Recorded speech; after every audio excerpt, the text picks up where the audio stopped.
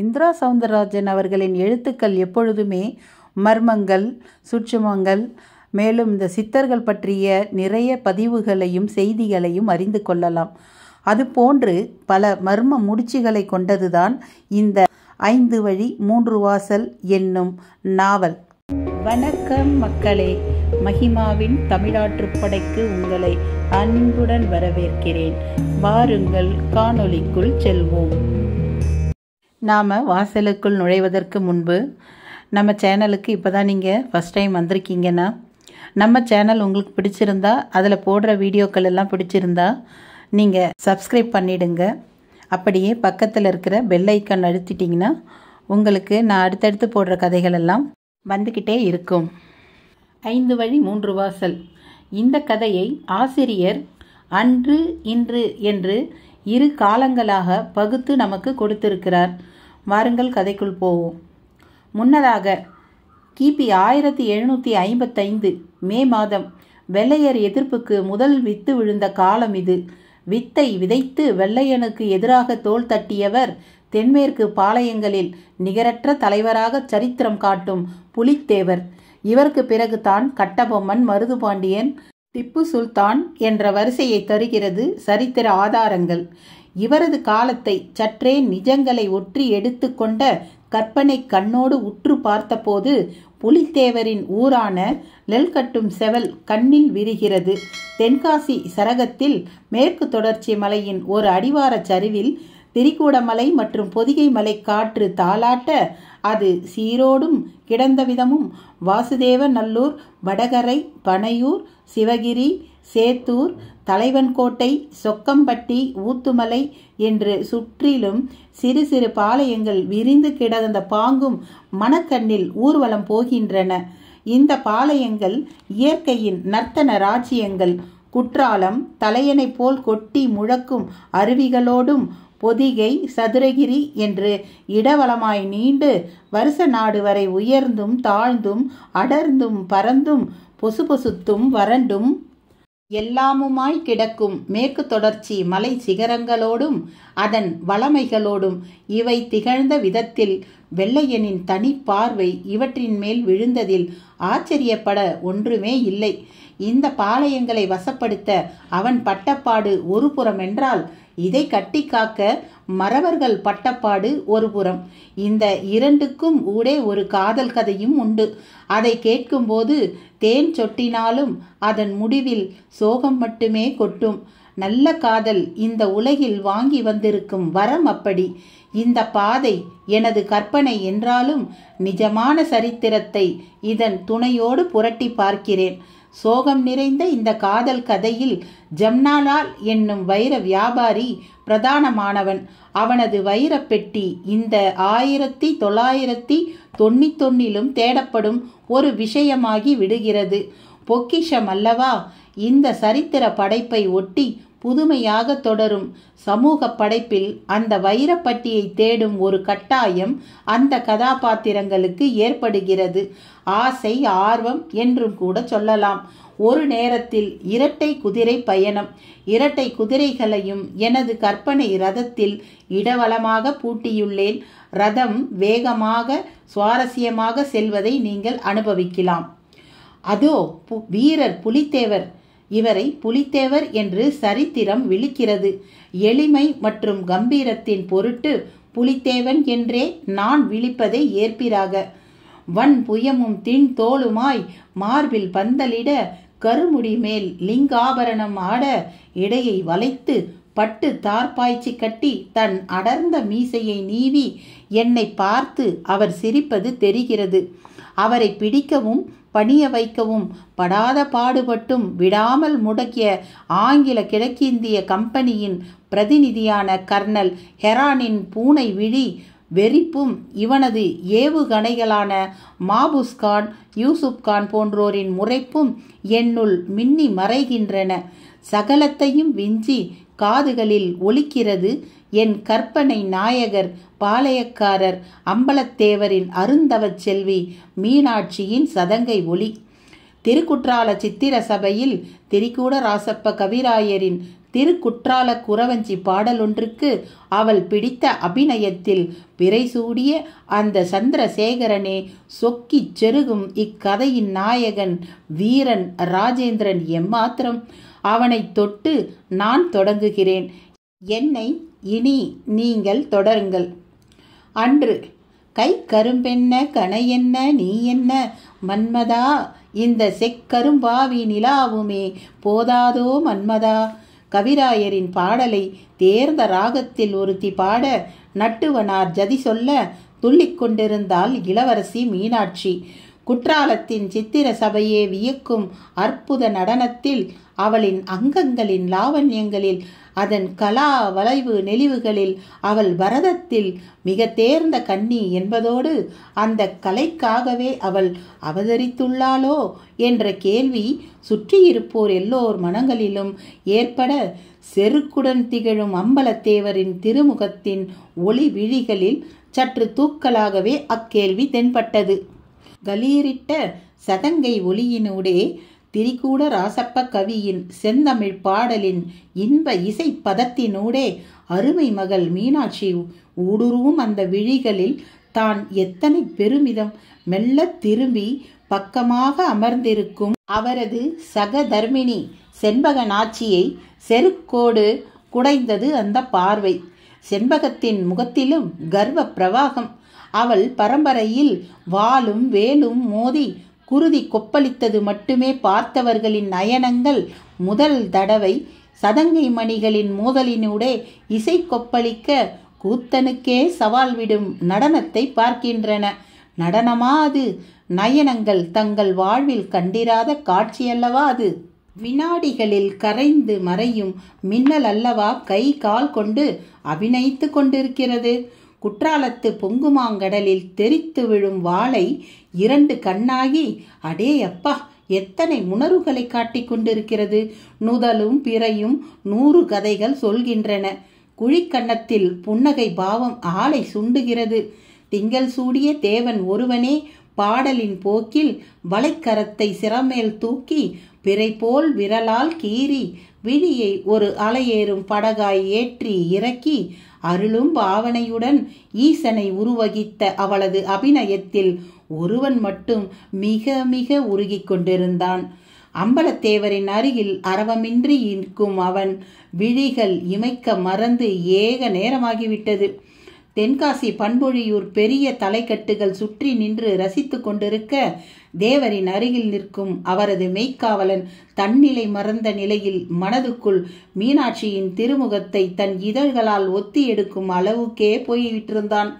என்ன துணிவு! அவனது துரதிருஷ்டம்! கற்பனையில் மாத்திரமே நிகழ முடிந்த அதையும் ஒருவர் உணர்ந்தது போல அவன் அருகே வந்து நிற்க தொடங்கினார்.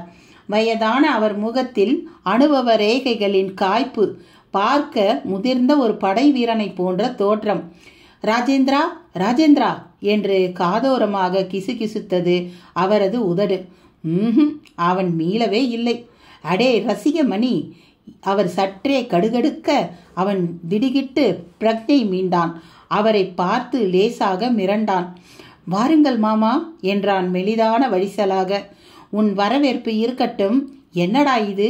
தகுதிக்கு மீறிய மயக்கமும் கனவும். கனவா? ஆம், உன் கண்களில் தெரிகிற களவைத்தான் சொல்கிறேன். மீனாட்சி பாளையக்காரர் மகள். இந்த சித்திரை மாதத்தின் ஈடில்லா வெள்ளி நிலா அந்த பதுமை. அவளை நினைத்து கிறக்கமா உனக்கு? ஏதோ போகிறது என்று மகளை இந்த குற்றால திருச்சபையில் ஆடவிட்டு அனுபவித்து கொண்டிருக்கிறார் தேவர். உன்னை இப்படி ஒரு கடமை மறந்த நிலையில் பார்த்தால் உன் கண்களையே தோண்டி எடுத்து விடுவதோடு, இப்போது நீ தேவரின் மெய்க்காவலன், ஒரு சாதாரண ஏவலன், இந்த பண்பொழியூர் பாளையத்தின் அரசு ஊழியன், ஞாபகத்தில் வைத்துக்கொள் எச்சரித்தவரை சோர்வாக அவன் பார்க்க, மீனாட்சியின் நாட்டியமும் முடிவுக்கு வந்துவிட்டிருந்தது. வர்ண முத்திரை ஒன்றுக்குள் கை விரல்களை மொட்டு தாமரையாக்கி வணங்கி சிரம் தாழ்த்தி மேடையை சுற்றி வந்து தேவரின் திருமுன் நின்றாள். இளவரசி மீனாட்சி! திடுமென்று கூட்டத்தவர் அவள் பெயர் சொல்லி வாழ்க என்னும் வாழ்த்தொலியை கிளப்ப தேவர் முகம் ஜோதி பிரகாசம் பெற்றது. மீனாட்சி, அற்புதமாக ஆடினாயம்மா. நம்ம வம்சாவளியில் யாரும் முன்போல் இப்படி கலையார்வம் காட்டி ஆடியதாக எனக்கு தெரியவே இல்லை. பரத நடனம் இந்த குற்றால மூர்த்தியின் தனி பெரும் சொத்து. தேவதாசிகள் மட்டுமே அதை ஆடி காண்பித்து மற்றையோர் அதை நெருங்கவே மிக யோசித்த வேளையில் உன் மூலமாய் அதை யாவர்க்கும் பொதுவாக நான் உணர்த்த விரும்புகிறேன். ராஜ்யபாரம் மிகுந்த என் நெஞ்சில் இன்று உன் நடனம் தேன்மாறி புய்தது. வாழ்க உன் கலை. பரவசத்தோடு வாழ்த்தினார். அப்போது கூட்டத்தினூடே ஏதோ சலசலப்பு. ஆகிருதியாய் ஒருவன் புரவி மேல் ஏறி வந்திருந்தான். வாளை குழைத்தபடி செருமும் புரவியை கூட்டத்தினூடே செலுத்தியவன் கண்ணிமைக்கும் நொடியில் காட்டாரி ஒன்றை சித்திரச் சபையின் இடப்புறத்தில் அதுகாரும் அம்பலத்தேவர் அமர்ந்திருந்த ஆசனத்தின் மையம் நோக்கி செலுத்த அது ஒரு ஓலைச் சுருளோடு ஆசனத்தின் மையத்தில் நறுக்கென்று தைத்து நிலை குத்தி நின்றது. இன்று அதே சிலுசிலுப்பான காற்று, ஆனால் ஊடே கம்பீரமான மணி ஓசை. குற்றால திருமலை முருகன் கோவிலின் பிரகார வெளியில் நின்று ஆடிக்கொண்டு அந்த மலையை சுற்றிய இடங்களில் பார்வையை விரட்டி கொண்டிருந்தார் புரொஃபசர் ராம்நாத். குறிப்பாக தான் புதிதாக விலைக்கு வாங்கியிருக்கும் அந்த பாழடைந்த வீடு மேற்கு தொடர்ச்சி மலையின் அடிவாரச் சரிவில் எங்காவது தென்படுகிறதா என்கிற எதிர்பார்ப்பில் அவரது விழிமணிகள் தட்டாமாலை சுற்றி கொண்டிருந்தன. பைனாக்குலர் இருந்ததால் பார்க்க முடிந்த தினசில் வெகு தொலைவில் தெரிந்தது அந்த பாழடைந்த வீடு. மாளிகை. ஏறத்தாழ 300 வயது கட்டடம். சாம்பல் தட்டி பார்க்க பயமூட்டினாலும் உள்ளே அத்தனை பழுதில்லை. தேக்கு ஜன்னலும் நிலைக்காலும் இன்னமும் இளமை குன்றாமல் செல்லரிக்க விடாது வலிமை காட்டிக் கொண்டிருந்தன. ஏனோ ஒரு மனிதனும் அங்கே வாழ்ந்து அனுபவிக்க கொடுத்து வைக்காதபடி அதற்குள் முனீஸ்வரன் குடியிருக்கும் நிலை. அப்படிதான் அந்த வீட்டை தாண்டி வெகு தொலைவில் ஆரம்பமாகும் ஊர்க்காரர்கள் சொன்னார்கள். ஊர்க்காரர்கள் அது மட்டுமா சொன்னார்கள்? ராம்நாத்துக்கு விஷயம் தெரிய வந்து அந்த வீட்டை துணிந்து விலைக்கு வாங்க அவர் முனைந்த போது அவரை ஒரு உலுக்கி எடுத்து விட்டார்கள். ஆறுசாமி, பட்டணத்துல இருந்து வாரிகளா? போயும் உங்களுக்கு இந்த பாழா போன ஊடுதானா கிடைச்சிது? வேற இடம் பாருங்க சாமி, அது விளங்காத ஊடு. அட ஆமாங்க, அதில் முனீஸ்வரன் குடியிருக்காப்படி.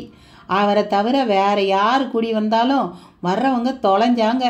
வாயிலையும் மூக்குலையும் ரத்தம் கக்கி செத்தவங்க எம்புட்டு பேர் தெரியுமா? சகட்டு மேனிக்கு மற்றவர்கள் பேச பேச ராம்நாத்துக்குள் பயம் கூடாமல் அந்த வீட்டை வாங்கியே தீர வேண்டிய வெறி தலைக்கே ஏறிவிட்டது. வாங்கியும் விட்டார். ராம்நாத் ஒரு தினுசான மனிதர். தலைக்கு வகிடு எடுப்பதிலிருந்து தைக்கு கடிகாரம் மாட்டுவது வரை சகலத்திலும் வெகுஜன போக்குக்கு நேர் எதிரான மனிதர். சகலத்திலும் அவரைத்தான் மற்றவர்கள் அனுசரித்தாக வேண்டும். அடிக்கடி மனிதர்களை எண்ணி தனக்கு தானே பெரிதாக சிரித்து கொள்வார். இப்போதும் மலைக்கோவில் முகட்டில் அவருக்குள் சிரிப்பு பெரிதாக உதட்டை பிசைந்து கொண்டிருந்தது. சந்நிதியின் உள்ளிருக்கும் ஜெயந்தியின் காதிலும் சத்தம் விழுந்திருக்க வேண்டும். இல்லாவிட்டால் மெல்ல எட்டி பார்ப்பாளா? நெற்றியில் கீரலான விபூதியும் குங்குமமும் மேவிய கலையான முகம், எண்ணெயில் விழுந்த கருந்திராட்சை போல் ஒளியான கண்கள், அதில் அப்பாவின் சிரிப்புக்கு காரணம் கேட்கும் உணர்ச்சி. ஒன்றும் இல்லைம்மா, நாம் வாங்கியிருக்கிற வீட்டை பற்றி நினச்சேன். அது சம்பந்தமா ஊர்க்காரங்க விட்ட ரீலெல்லாம் ஞாபகத்துக்கு வர ஒரே சிரிப்பு. ஜெயந்தி அதை பொருட்படுத்தியதாகவே தெரியவில்லை. நீங்கள் இங்கே வாங்க, கற்பூர ஆரத்தி காட்ட போகிறாங்க என்றால். எனக்கு இந்த மாதிரி பக்தி பூஜை புனஸ்காரம் எல்லாத்துலேயும் நம்பிக்கை கிடையாதுங்கிறது உனக்கு தெரியும் தானே? நீங்கள் இப்படி நாத்திகம் பேசுறதுனால தான் உங்களுக்கு எந்த நல்லதும் நடக்க மாட்டேங்குது. ஜெயந்தியின் பேச்சில் மரங்கொத்தி ஒன்று மனசை கொத்தி துண்டு சதையை கவ்வி விழுங்கிய மாதிரி ஒரு வலி அவருக்கு. மகளையே பெரிதாக வெறித்தார். ஏம்மா, நாத்திகம் பேசுகிறவங்களுக்கு நல்லது நடக்காதா? உன் முருகனுக்கு ஜால்ரா போட்டால்தான் நல்லது நடக்குமா? என்னம்மா பெரிய நல்லது? எனக்கு இனி இந்த உலகத்தில் என்ன நல்லது நடந்து என்ன ஆகணும்? திறமையை மதிக்கிற உலகமாம்மா இது. இங்கே சிபாரிசுக்கும் அதிர்ஷ்டத்துக்கும் தாமா காலம். சாரி டேட், நீங்கள் ஒரு ஜீனியஸ்.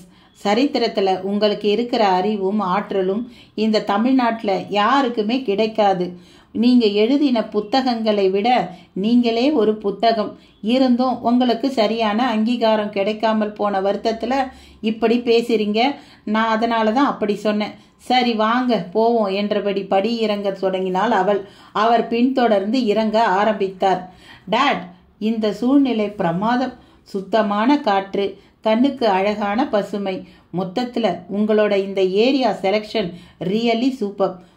பாராட்டியபடி 10 படி கீழிறங்கி அவரை பார்த்து ஆனா என்று இழுத்தாள். என்னம்மா ஆனா? தென்காசி டவுன்ஷிப்பில் ஒரு நல்ல பங்களாவா வாங்காம இப்படி ஊருக்கு வெளியே ஆளரவமே இல்லாத இடத்துல போயும் ஒரு பேய் வீட்டையா வாங்குவீங்க? என்னால் அங்கே தங்கி இருக்க முடியாது. எனக்கு மெட்ராஸ் தான் சரிப்பட்டு வரும். இதே அபிப்பிராயம்தான் தம்பி பாஸ்கருக்கும். ஏய், நீ கூடவா அந்த வீட்டை பற்றின கதைகளை நம்புற? ஸ்டூபிட், எல்லாம் ஹம்பக். என் பிள்ளை பாஸ்கரை பற்றி எனக்கு தெரியும். உன்ன மாதிரி பயந்தாங்கொல்லி இல்லாவன்.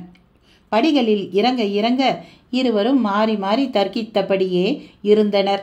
ஒரு வழியாக அடிவாரத்தை எட்டி பிடித்து அன்னப்பட்சி போல் டினோபால் வெளிப்பில் நிற்கும் மாருதியை ஸ்டார்ட் செய்தாள் ஜெயந்தி. இப்போ எங்கப்பா போகிறோம்?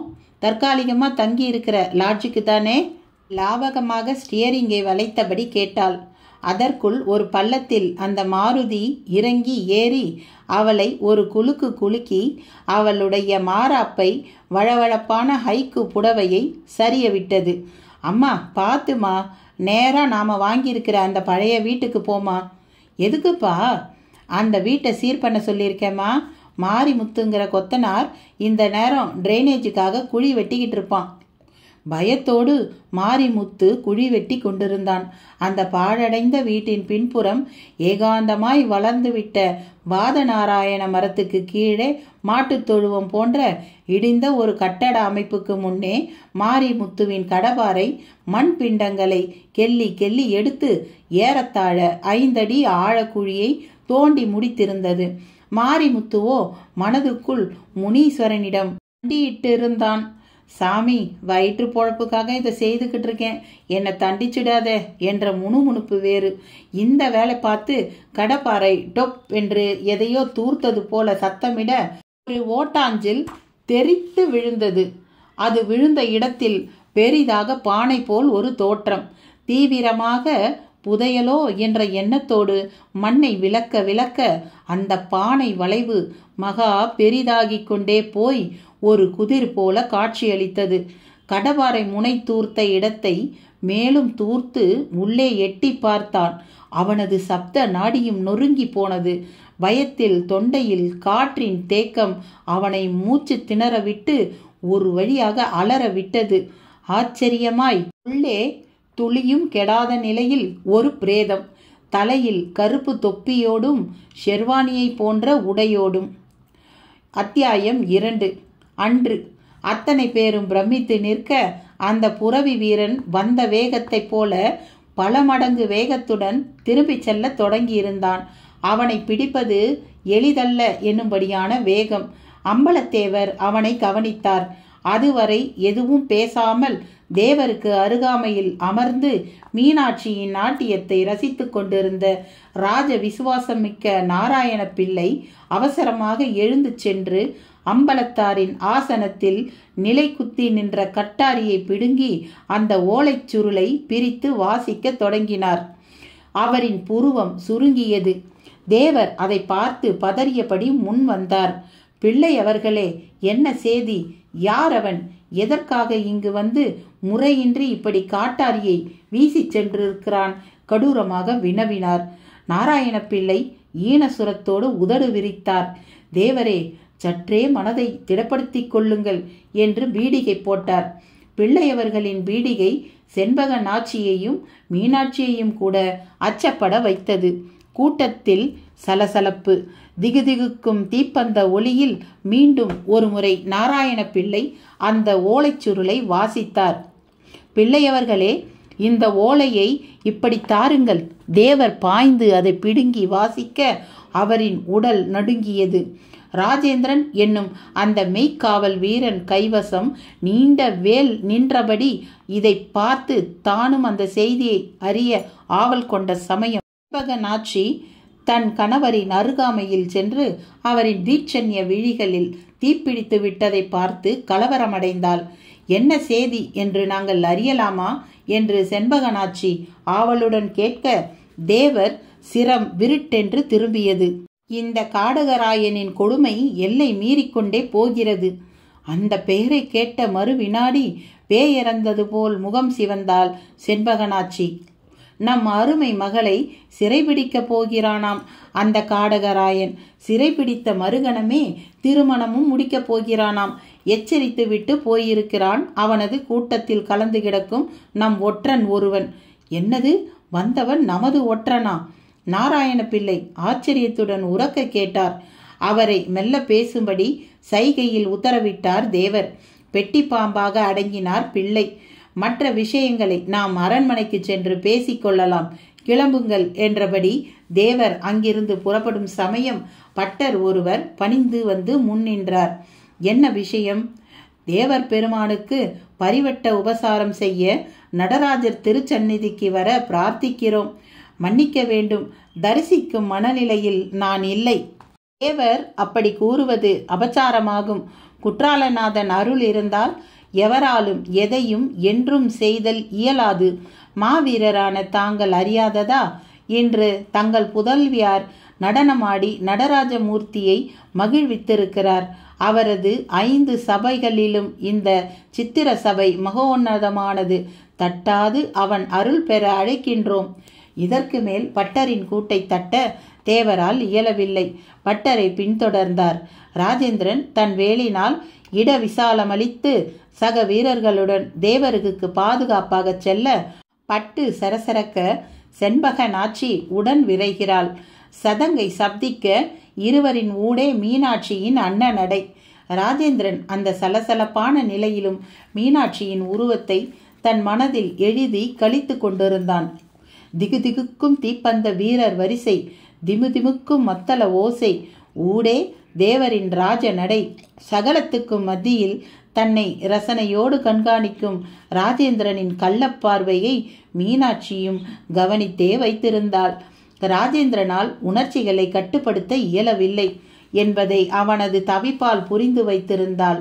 காடகராயன் என்னும் மலைக்கல்லன் ஒருவன், மனித பிறவிக்கே களங்கம் உண்டாக்கும் வழிப்பறி கூட்டத்தின் ரௌத்ரன் ஒருவன் தன்னை கைவசப்படுத்தி மணக்கப் போகும் எச்சரிக்கையால் ஏனோ அவள் மனம் பாதிக்கப்படவில்லை. கன்னியர் வேட்டையில் அந்த பிராந்தியத்தையே கலக்கி கொண்டிருக்கும் காடகராயனின் பெயரை கேட்டாலே நடுங்கும் பெண் மக்கள் மத்தியில் மீனாட்சியால் மட்டும் எப்படி சலனப்படாமல் இருக்க முடிகிறது என்பது மிகுந்த ஆச்சரியத்துக்குரிய ஒன்றாகவும் இருந்தது. இதற்குள் திருச்சந்நிதி வந்துவிட்டது. ஓதுவார்களின் தமிழிசை பாடல்கள் பிரகாரமெங்கும் ரீங்காரம் செய்து கொண்டிருந்தன. கர்ப்பகிரகம் முன்னால் கைகூப்பி நின்றார் தேவர். செண்பகநாச்சியும் சேர்ந்து கொண்டாள். ஐயனே, வல்லமைத்தா, சண்டாளர்களை சடுதியில் சாய்க்கும் வல்லமை, இந்த இயற்கையை இசைபட ஆளும் வல்லமை. அவரது மனதில் பிரார்த்தனை எண்ணங்களின் ஊர்வலம். லேசாக திரும்பி மகளை பார்த்தார். ஒரே மகள். சித்திரத்தில் எழுதி பார்த்து பின்னர் சென்னியிலே அதை நிரப்பி தவத்துக்கான வரம் போல வந்துதித்த வண்ணமலர். என் பரம்பரையின் அன்பு சொத்து. அரசாங்க பணியின் நிமித்தம் கூடல் மாநகர் சென்றிருந்த வேளையில் சொக்கனையும் அங்கையர் கண்ணியையும் வழிபட்ட சமயம், அதிலும் அங்கையர் கண்ணி திருச்சந்நிதியில் மெய்மறந்திருந்த சமயம் காதோறும் அந்த செய்தி வந்து சேர்ந்தது. தேவரே, தங்களுக்கு திருக்குமாரி ஜனித்திருக்கிறாளாம். புலங்காகிரத்துடன் அக்கணமே பிறந்திருப்பது இதே அங்கையர் கண்ணி என்றுணர்ந்து மீனாட்சி என்று திருநாமமிட்டு அழைக்கப் பெற்றவள் மீனாட்சி. அவளை இப்போது உற்று பார்த்தபோது தேவரின் மனம் பூரித்தது. இந்த வாசமலரை அந்த காடகராயன் மனதில் நினைத்து கூட பார்க்க கூடாதே. என்ன திமிர்! மணந்து கொள்ள விருப்பமாமே, சிறை பிடிப்பானாமே. அடே காடகராயா! சந்நிதி என்றும் பாராமல் உணர்ச்சி வயப்பட்டார் தேவர். உள்ளே கற்பூர ஆரத்தி நிகழ்ந்து அந்த ஆரத்தி சுடரை பட்டர் ஏந்தி வர கண்களில் ஒற்றிக்கொண்டார் தேவர். லேசாக விழிகள் கலங்கி விட்டிருந்தன. அதைத் தொடர்ந்து பரிவட்ட உபசாரங்கள் நிகழ்ந்தன. சுவாமிகள் மாலை ஒன்றை மீனாட்சியின் கழுத்தில் சாற்ற பட்டர் முற்பட்ட போது அவரை தடுத்து நிறுத்தினார் தேவர். பட்டரே, என்ன இது? என் மகளின் திருக்கழுத்தில் ஒரு மாவீரன் தான் மாலையிட வேண்டும். பட்டர் பதறிப்போய் மாலையை மீனாட்சியின் கைகளில் தர அவள் தந்தையை வியப்போடு பார்த்தாள். அவள் அதை பெரியதாக கருதியதாக தெரியவில்லை. ஆனால் ஏனோ ராஜேந்திரன் பெரிதாக கருதினான். வயது முதிர்ந்த பட்டர்பிரான் சம்பிரதாய நிமித்தம் செய்ய முனைந்த செயல்பாட்டுக்கே இந்த தடை என்றால், சாதாரண படை வீரனான தனக்கெல்லாம் அவனால் கேள்வியின் பாரத்தை சுமக்கவே முடியவில்லை. கச்சிதமாக இந்த இறுக்கமான வேளை மீனாட்சி அவனை பார்த்தாள். இதழ்கடையில் சிநேகமாய் அவன் மட்டும் உணரும்படியாய் ஒரு சின்ன புன்னகை வீசினாள். பள்ளத்தில் கிடந்தவன் எதிரே ஒரு கயிறாக அந்த புன்னகை சென்று விழுந்தது. அவன் காலடியில் உலகம் நழுவும் பிரமை. பலத்த பாதுகாப்பான அந்த சூழலில் சந்நிதியின் பிரகார மண்டபத்தூண் ஒன்றன் பின்னால் சிவந்த விழிகளோடு ஒருவன். இன்று தாழிக்குள் பிரேதத்தை பார்த்த கொத்தனார் மாரிமுத்துவுக்கு விதிர்ப்பு ஏற்பட்டிருந்தது. காதோரமாய் வியர்வை கும்மாளமாய் ஒழுக ஆரம்பித்திருந்தது. மிரண்டு போய் பின்னுக்கு வந்தான். முனுத்தேவரே! உதட்டில் உக்கிரமான முணுமுணுப்பு. அப்படியே கடப்பாறையை கீழே போட்டுவிட்டு பின்னோக்கி நடந்தான். திறந்து கிடக்கும் வீட்டின் தாழ்வார பிசுபிசுப்பில் கால்களை செலுத்தி ஒரு வழியாக வாசல் பக்கம் வந்தான். சிதைந்த மதில் சுவரும் துருவேறிய கம்பி கிராதி கதவும் வா வா என்றன. முனீஸ்வரா! பயத்தை தவிர்க்க உக்கிரமாக கத்திக்கொண்டே வேகமாக கதவை தாண்டி கப்பிச்சாலைக்கு வந்தான். சாலையோரமாய் கூட்டம் கூட்டமாய் தும்பை செடிகள் ஊடே ஊமத்தை முள்ளுருண்டை காயோடு HMVயின் கிராமபோன் குழாய் போன்ற வெள்ளை பூவோடு ஓணான்கள் ஊடாட காற்றிலாடி கொண்டிருந்தன. பல அடி தூரம் வரை மேடும் பள்ளமுமான பொட்டல். அதற்கு அப்பால் சோனாச்சலம் செட்டியாரின் கடலை வயல். வயலின் அந்த பக்க முடிவில் டிராக்டர் ஒன்று புல்கட்டோடு படபடவென தென்காசிக்கு செல்வது தெரிந்தது. முதல் காரியமாக ஓடிப்போய்விட வேண்டும் என்று விரும்பி அவன் காலெடுத்த வேலை புழுதி பறக்க மாருதியை கப்பிச்சாலைக்குள் இறக்கியிருந்தாள் ஜெயந்தி. அப்பாடா! அவர்களை பார்க்கவும் அவனுக்கு துளி தெம்பு ஏற்பட்டது. பதட்டத்துடன் ஓட்டப்பந்தயக்காரனை போல் ஓடும் மாரிமுத்துவை மாருதிக்குள் இருந்த ராம்நாத் ஆச்சரியமாக பார்த்து ஆயாசிக்க அவனை உரசியபடி காரை நிறுத்தினாள் ஜெயந்தி. என்னையா இங்கே நின்றுட்டு இருக்க? ஆர்வமாக கேட்டார். இன்னும் எப்படி இங்கே இருக்கேன்னு கேளுங்க. அவன் குரலில் தந்திக்கட்டைகளின் கடகடப்பு. என்னையா சொல்ற? வீட்டுக்குள்ள போய் பாருங்க, தெரியும். ஏன் நீ வரமாட்டியா? அவர் கேள்வியோடு காரை விட்டு இறங்கினார். அவன் அவரை கெஞ்சலாக பார்த்தான். சார், என்னை விட்டுருங்க. உங்கள் பேச்சை கேட்டு ஒரு தைரியத்தோடு தான் இந்த வீட்டுக்கு வேலையை பார்க்க வந்தேன். என் கூட்டாளிங்க யாரும் வரமாட்டேன்னுட்டானுங்க. நீ ஒரு நாள் அங்கே போய் வேலை பார்த்துட்டு முழுசாக திரும்பி வா, மறுநாள்ல இருந்து வரோம் அப்படின்னு சொன்னானுங்க. சரின்னு கிளம்பி வந்து சாமியை கும்பிட்டுக்கிட்டே வேலை பார்த்தோம், பலன் இல்லாமல் போயிடுச்சிங்க. நீ இப்படி வளவலன்னு பேசாம விஷயத்துக்கு வா. என்ன நடந்தது? ராம்நாத் கேட்கவும், நீங்களே வந்து பாருங்க என்று அவன் கம்பி கிராதி கேட்டை கடந்து திரும்பி திரும்பி பார்த்தபடி உள்ளே நடந்தான். ஜெயந்தியும் காரை விட்டு இறங்கி சூழ்நிலையை அளந்தபடி ராம்நாத்தோடு அவனை பின்தொடர்ந்தாள். வாதாமரத்தில் இருந்த ஆந்தையை பார்த்து திடுக்கிட்டு அப்பாவை நெருக்கமாக சமீபித்து நடந்தாள். தரை பிசுபிசுப்பில் அவளது ஹைஹீல்கள் அச்சு போட்டன. வீட்டை அனாவசியமாக சுற்றாமல் நேராக பின்பக்க கொல்லைப்புறத்தை எட்டினர். வாத நாராயண மரம் இலைகளை தூவி தரைப்பரப்பை வெகுவாக மூடியிருக்க அந்த சருகு இலைகளில் காற்றின் கொஞ்சல் சப்தம். அதன் நிழல் புரளும் இடத்தில் தொழுவ கட்டடம் முன்னால் தோண்டப்பட்ட குழி. அதில் மண் கவலங்களின் ஒட்டுதலோடு பெரிதான தாடி. அதன் வயிற்று பகுதி குண்டடிப்பட்டு சிலுங்கி போனது போல் கடவாரை முனைப்பட்டு உடைந்து தெரிய அதை நோக்கி மாரிமுத்து மிரட்சியோடு ஆள்காட்டி விரலை நீட்டினான். அது வழியாக உள்ளே பார்த்த ராம்நாத்துக்கு திகைப்பு. ஜெயந்தியை திரும்பி பார்த்தார். என்னப்பா? ஜெயந்தியின் குரலில் ஈனஸ்வரம். ஏதோ டெட் பாடிமா. டெட் பாடியா? ஆமாம்மா, எனக்கு ஒன்றுமே புரியலை. இந்த வீடு லாயக்கப்படாதுன்னு எவ்வளவு பேர் சொன்னாங்க, கேட்டிங்களா? இப்போ பாருங்க, என்னப்பா பண்ணுறது? ஜெயந்தியின் இடிப்பை தொடர்ந்து மாரிமுத்து பக்கம் திரும்பினார் ராம்நாத். யோ, எப்படியா இங்கே வந்துச்சு இந்த பொணம்? பக்குவமாக தாழிக்குள்ளே போட்டு அத்தோடையே புதைச்சிருக்காங்க. எவனாவது கொலை பண்ணிட்டு இப்படி செய்துட்டானா? அப்படி தெரியல சாமி, பட்டென்று பதில் மாரிமுத்துவிடமிருந்து வந்தது. எதை வச்சியா அப்படி தெரியலைங்கிற? சமீபமாக புதைச்சிருந்தாங்கன்னா எனக்கு தோண்ட ரொம்ப சுலபமாக இருந்திருக்கும். ஆனால் தர ரொம்ப இறுக்கமாக இருந்துச்சு. அதோட கொலை செய்தவங்க உடம்ப மண்ணு தின்னு அழிஞ்சு போகட்டணும் குழியில் புதைப்பாங்க. ஒரு தாழியை எடுத்து அதுக்குள்ளர போட்டு இப்படி பக்குவமாக ஆதிவாசிங்க மாதிரியா புதைப்பாங்க? அவன் பேச்சில் துணித்த லாஜிக்கில் ராம்நாத்துக்குள் ஒரு புது மின்னல். நெடுநேரம் எதுவும் பேசாமல் யோசித்தார். மாரிமுத்து இருவரையும் மாறி மாறி வெறித்துவிட்டு கேட்டான். இப்படி வாயே திறக்காம இருந்தா எப்படி சார்? ராம்நாத் அவன் கேள்வியை தொடர்ந்து திரும்பவும் அந்த பிரேதத்தை உற்று பார்க்க ஆரம்பித்தார். நன்றாக பார்க்க தோதாக தாழிதுவாரத்தை கடபாரியால் மேலும் பெரிதாக்கினார். அதன் ஆடை அமைப்பு தற்கால ஆடை தையல் அமைப்புக்கு துளியும் பொருந்தாமல் கைத்தையலாக தெரிய தலைக்குள்ளாயும் வெளிர் கருப்புக்கு உருமாறி விட்டிருந்தது. தொட்டால் சரிந்துவிடும் தினுசில் தாழியின் அடிப்பரப்பில் காலை நீட்டி அமர்ந்த நிலை. உடம்பு ஏகத்துக்கும் சுருகி இருந்தது. நீட்டி படுக்க வைத்தால் 3 அடி உயரம் கூட தேராது போல் தோன்றியது. கை விரல்கள் எலும்போடு கூடி ஒட்டி போய் ஏதோ மருந்து தடவப்பட்டது போல் திட்டு திட்டாய் களிம்பு மேலே தெரிந்தது. ஊன்றி பார்த்தார் ராம்நாத். லேசாக ஒருவித புது நெடி கமழ தொடங்கியது. மூவருமே மூக்கை சிந்தினர். ராம்நாத்தின் விழிகளில் மெர்க்குரி வெளிச்சம் மெல்ல டெவலப் ஆவது போன்ற ஒரு பரவசம். ஜெயந்தி, இது இந்த நூற்றாண்டு மனுஷனோட பிரேதமே இல்லம்மா என்றபடி அவள் பக்கம் திரும்பினார். என்னப்பா சொல்றீங்க?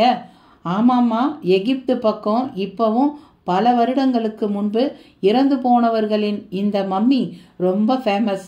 இந்தியாவில் இந்த மாதிரி பாடி கிடைச்சதா நான் கேள்விப்பட்டதே இல்லை. ஆனால் இப்போ கிடைச்சிருக்கு.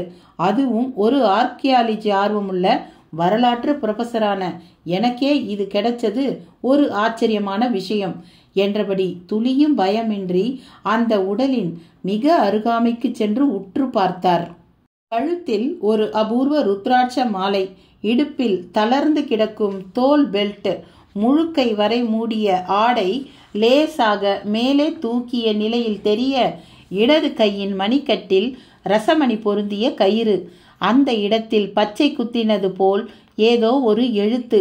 ஆடையை பதவிசாக தூக்கிவிட்டு அந்த கைப்பரப்பை பார்த்தபோது ஜம்னாலால் என்ற இந்தி எழுத்துக்கள் முழுவதுமாக தெரிந்தன. வடக்கே பம்பாயில் சில காலம் ப்ரொஃபஸராக பணியாற்றிய அனுபவத்தில் கைவரப்பெற்றிருந்த இந்தி ஞானம் ராம்நாத்துக்கு மிக உதவியது. வலது கையையும் பக்குவமாக ஆடையை விலக்கி பார்த்தபோது ஒரு விரலில் கழன்று விழும் நிலையிலுள்ள அந்த வைர மோதிரம் சூரிய கதிர்பட்டு ஒரு ஒளி மின்னலை சடாரென்று வெட்டியது. என்ன மக்களே, கதை நல்ல விறுவிறுப்பாக போகுது இல்லையா? இதோட 3வது பகுதியை நம்ம அடுத்த காணொலியில் தொடர்ச்சியை பார்க்கலாம். நீங்கள் இந்த கதை உங்களுக்கு பிடிச்சிருந்ததுன்னா ஒரு லைக் பண்ணுங்கள். உங்கள் நண்பர்களுக்கெல்லாமே ஷேர் பண்ணுங்கள். நன்றி.